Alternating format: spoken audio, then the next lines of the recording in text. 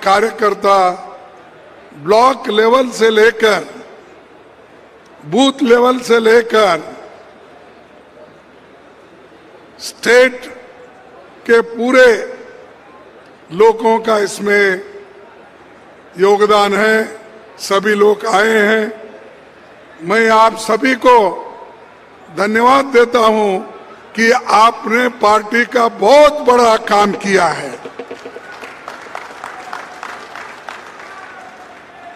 क्योंकि अगर पार्टी है तो हम सब लोग बच सकते हैं। पार्टी है तो पॉलिटिकल पावर आपके हाथ में आ सकती है। पार्टी है तो गरीबों को मजबूती मिलती है। अगर पार्टी जिंदा है तो कांग्रेस के जो कार्यक्रम हैं, इंदिरा गांधी जी से लेकर सोनिया गांधी तक हमने जो कार्यक्रम बनाया है उसका लाभ मिलता है। यहां पर राजस्थान में भामशाह जैसे दानवीर और ये समर्पित वीरों का एक भूमि है, और राजस्थान हमेशा वीरों के लिए और बलिदान के लिए बहुत ही मशहूर है। मुझे ये कार्यकर्ता लोग यहां पर जो आए हैं वो बड़ा महत्वपूर्ण है, और ये विशाल जनसभा, इसमें आए हुए लोग सिर्फ कांग्रेस के कार्यकर्ता हैं, कांग्रेस को मजबूती देने वाले लोग हैं। इसीलिए आप सबको पुनः एक बार धन्यवाद देता हूं। 26 जून 1948 को राजपूताना कांग्रेस कमेटी बनी। पहली देसी रियासतों में राजा महाराजा कांग्रेस संगठन बनने नहीं देते थे। 48 में भारत के रियासती हिस्सों में कांग्रेस का पहला अधिवेशन जयपुर में हुआ। कांग्रेस का पहला अधिवेशन जयपुर में हुआ। यह ऐतिहासिक अधिवेशन था। बहुशः वैसा अधिवेशन फिर कभी नहीं होगा। राजस्थान के लोग उस पहले अधिवेशन को दिल खोलकर मदद करे और सहयोग दिए, और वो हमारा भव्य अधिवेशन सारे हिंदुस्तान में उसकी चर्चा हुई। यहां तक कि नेहरू जी ने ये बात कही, महाअधिवेशन पे इतना जोर से करना, पैसा खर्च करना आवश्यक नहीं था, ये उन्होंने उस वक्त कहा। लेकिन यहाँ के कार्यकर्ताओं ने कहा, ये हम सब मिलके कर रहे हैं। देश के आजादी के बाद हम सभी लोग एक जगह मिल रहे हैं, इसीलिए हमको इतने बड़े पैमाने पे करना पड़ा। ये उत्तर यहाँ के लोगों ने दिया। ऐसा दिल खोल के कांग्रेस को मजबूत करने वाले लोग यहाँ पर हैं। अभी हाल में हैदराबाद में हमारी CWC मीटिंग हो गई। एक वहां पर हम काफी अहम फैसले ले, और वो फैसले एक के बाद एक हम लाने वाले हैं। और यहां पर हमने जो उदयपुर में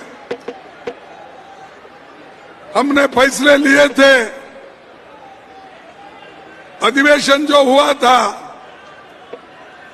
वो भी एक के बाद एक हम वहां पर कर रहे हैं। इस कारण ये आने वाले चुनाव को भी बहुत बड़ा फायदा होने वाला है। ये पार्टी के कार्यकर्ता हमारे आंख है, हमारे कान है, हमको मजबूत करने वाले हाथ हैं। इसीलिए ये जरूरी है कि कांग्रेस के कार्यकर्ताओं को मजबूत करना। और आप का जिम्मा है वोटरों को साथ लगातार संपर्क रखना, उनके सवालों का जवाब देना, विरोधी द्वारा फैलाई जा रही झूठी बातों को काट करना, वोटर लिस्ट की जांच कराना, कोई साथी नाराज है तो उसे मनवाने की कोशिश करना। जहां तक ये भी बताना होगा, सरकार ने 2018 में जनघोषणा पत्र में जो वायदे किए थे उसे केवल पूरा नहीं किया, लेकिन उससे भी एक कदम आगे बढ़ के सब कुछ लोगों को दिया। ये कांग्रेस पार्टी की देन है। कांग्रेस पार्टी जो कहती है वो करके बताती है। आपको हमने जो वायदा किया था, हमारे चीफ मिनिस्टर ने, हमारे एमएलएओं ने, मिनिस्टरों ने सभी मिलके आपके वायदे पूरे किए, बल्कि ज्यादा भी दिए। इसीलिए आपका यह फर्ज होता है कि इन कार्यक्रम को लोगों तक पहुंचाना, घर घर पहुंचाना, तभी कुछ हमारी आगे काम बनती है चुनाव के लिए। नहीं तो घोषणा पत्र हम पढ़ लेंगे, घर घर देने के बजाय अपने घर में रख लेंगे, तो पार्टी का प्रचार नहीं होगा।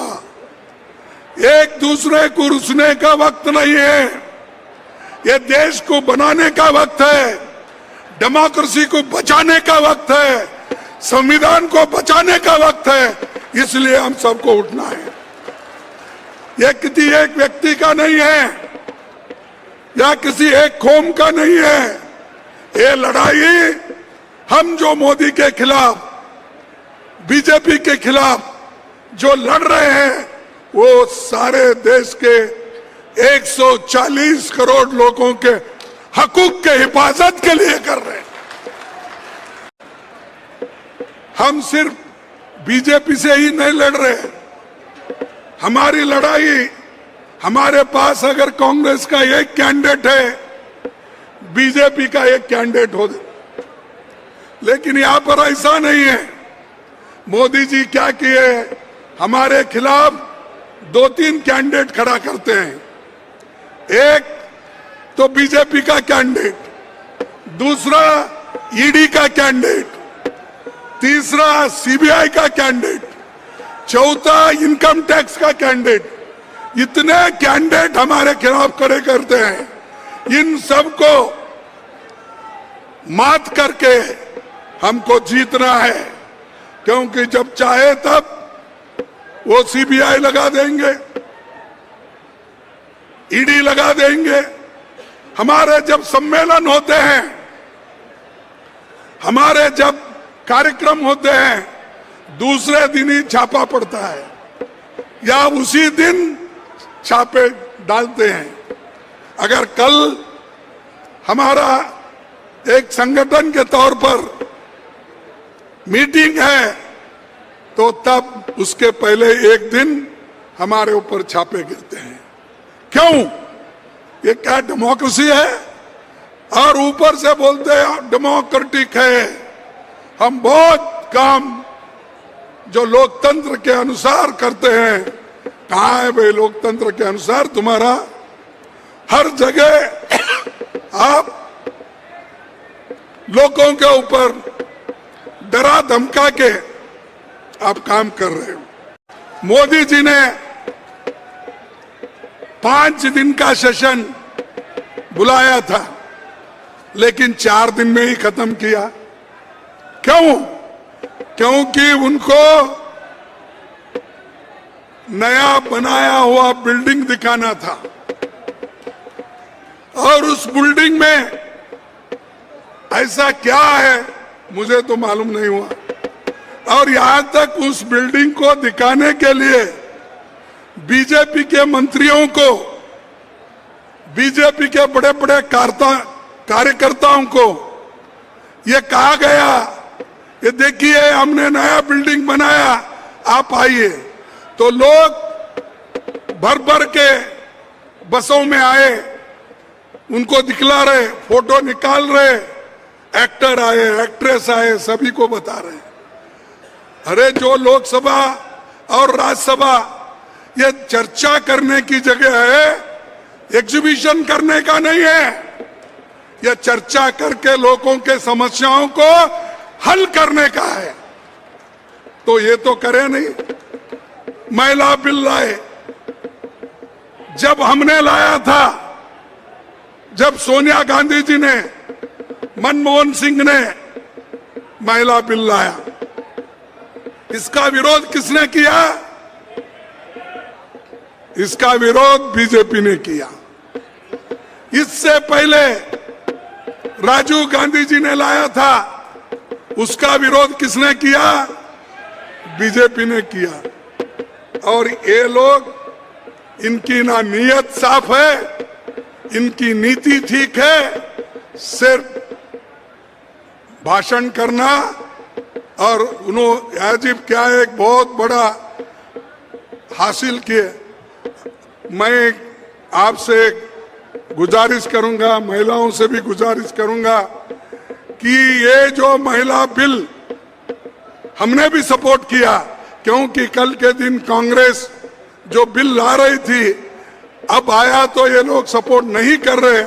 ऐसा नहीं होना, इसीलिए हम सब मिलके उसको सपोर्ट किए, पास हुआ। अब कब आएगा वो, कब इंप्लीमेंट होगा? 2030 में, 2029 का जनगणना भी देखेंगे, उसके बाद डिलिमिटेशन देखेंगे, उसके बाद ये बिल इंप्लीमेंट। तब तक 10 साल की बात वो कर रहे हैं। 10 साल में ना मोदी रहेंगे, ना बाकी के लोग रहेंगे। अरे आज उसीलिए राहुल गांधी जी बोले, सोनिया जी बोले, मैं बोला कि पार्लियामेंट में उसको अब भी लागू करो, क्योंकि इसमें कोई बहुत बड़ा कानूनी पेचीदा नहीं है। तो सीधा सीधा जितने लोग हैं पार्लियामेंट में और राज्यसभा में, उसको 1/3 कर उसमें से निकालो और दे दो, तो वो लागू 2024 को ही होता है। तो उन्होंने नहीं किया, उन्होंने चुप टालते गए, दिखाना। तो हाथी के दांत होते ना, दिखाने के एक और खाने के एक। वैसा मोदी जी का हो गया। मैंने लाया और क्या जश्न मना रहे उसका। औरतें आ रहे, कोई फूल डाल रहे उसके ऊपर, आ रहे, कोई पैर पड़ रहे, इन्हों भी पैर पड़ रहे किसके। यानी जो चीज हम 30 साल पहले 89 में किए थे और उन्हीं के वजह से रुक गया था, और वही लोग आज हीरो बन के फिर रहे हैं।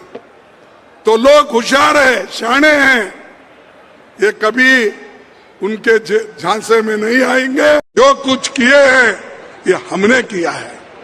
आपको वोटिंग का अधिकार भी कांग्रेस ने दिया है। पंडित जवाहरलाल नेहरू, डॉक्टर अंबेडकर संविधान में जो इस देश का एक मामूली से मामूली कर्मचारी, किसान, लेबर, अमीर से अमीर आदमी, खेती करने वाला, दुकानदार, सबको अगर हक किससे मिला तो वो कांग्रेस के वजह से मिला। पहले कहा था, पहले तो यह था जो टैक्स देते थे उनको वोटिंग का अधिकार, जिस इनकम टैक्स देने वाले को, प्रॉपर्टी जिसके पास है उसको, ये लोगों को था। लेकिन आजादी के बाद हमने जो संविधान बनाया, उस संविधान में गरीब से गरीब को भी एक वोट और उसकी कीमत एक ही, अमीर से अमीर आदमी को भी एक ही वोट, उसकी कीमत भी उतनी ही। ये काम हमने किया और हमको बार बार पूछते तुमने क्या किया? अरे हमने तो ये लोकतंत्र में सबको हक दिया, अधिकार दिया। गांधी जी एक बात कहे थे, मैं ये कहूंगा, गांधी जी ने कहा था कि मैं ऐसे भारत के निर्माण के लिए कोशिश करूंगा, मैं ऐसे भारत के निर्माण के लिए कोशिश करूंगा जिसमें गरीब से गरीब आदमी भी महसूस करेंगे कि ये देश उनका है, इसमें उनकी आवाज का महत्व होगा, जहां ऊंच नीच का भेद नहीं होगा, तथा स्त्री को भी वही अधिकार मिलेगा जो पुरुषों को प्राप्त होगा। ये महात्मा गांधी जी ने बोला। क्या कभी गोलवलकर गुरुजी ने यह बोला है? क्या बीजेपी के लोग इससे पहले बोले हैं? जनसंघ के लोग बोले हैं? ये बात को समानता को माने हैं? पिछले कितने भी उनके भाषण निकाल के दो, उसमें महिलाओं के लिए कुछ नहीं है। जब यहां पर राहुल जी, हम लोग, सोनिया गांधी जी मिलके जब इंडिया का एक आइडिया निकाले, एक होने का जब आइडिया निकाले, तब वोटों के खातिर महिला का बिल उनको याद आया और वो बिल को लेकर वही बात कर रहे कि हम महिलाओं के साथ हैं। तो भाइयों, ये ऐसे बातों में मत आओ, ये झूठे हैं और हमेशा झूठ बोलते ही जाते हैं। आपको तो मालूम है सब जुमले, तो मैं अपने भाषण में राज्यसभा में भी कहा कि भाई ये एक जुमला तो नहीं है, क्योंकि 10 साल बाद ये इंप्लीमेंट होने वाला है। अब तब तक तो ये जुमला बनेगा क्या है? तो ये इनके जुमले बहुत है। 2 करोड़ नौकरियां मैं सबको दूंगा, मिले क्या आपको? 15-15 लाख रुपए उन्होंने देने का वायदा किया था, वो मिले आपको? देखो, एक प्राइम मिनिस्टर इतना झूठ बोलता है, तो आप ही सोचिए, कोई भी चीज सिर्फ इलेक्शन के एक स्टंट बनाकर वो करते हैं। तो इसीलिए मैं आपसे विनती करूंगा कि जो महात्मा गांधी जी का सपना था, और सभी स्त्री पुरुष को, गरीब को एक जगह रख के काम करने का, तो ये हमको बीड़ा उठाना है। और सभी ओबीसी के महिलाओं को जब तक ये आरक्षण नहीं मिलेगा, हम उनके लिए लड़ते रहेंगे। महिलाओं को सबसे बड़ी इज्जत देने वाली पार्टी अगर कोई है तो वो कांग्रेस है। मैं 2-4 उदाहरण आपके सामने रखूंगा। पहली महिला कैबिनेट मंत्री राजकुमारी अमृत कौर कांग्रेस से हुई, नेहरू जी के कैबिनेट में। पहली महिला राज्यपाल सरोजिनी नायडू हो गई देश में। पहली महिला यूएन में विजय लक्ष्मी पंडित हो गई। पहली महिला सीएम यूपी में सुचेता कृपलानी हो गई। पहली महिला लोकसभा अध्यक्ष सोनिया गांधी जी ने मीरा कुमारी जी को बनाया। भारत की पहली महिला प्रधानमंत्री कौन थी? इंदिरा गांधी थी। भारत की पहली महिला राष्ट्रपति कौन थी? प्रतिभा पाटिल थी, और वो राजस्थान की राज्यपाल भी थी। और बीजेपी अपनी जानी मानी महिला नेताओं को कैसी इज्जत देते हैं। राजस्थान में और पड़ोसी मध्य प्रदेश में महिलाओं को कैसा सम्मान करते हैं वो आप लोग देखे हैं, तो मैं उनकी बात नहीं करता। सारा देश देख रहा है मणिपुर में क्या हो रहा है। उसके बाद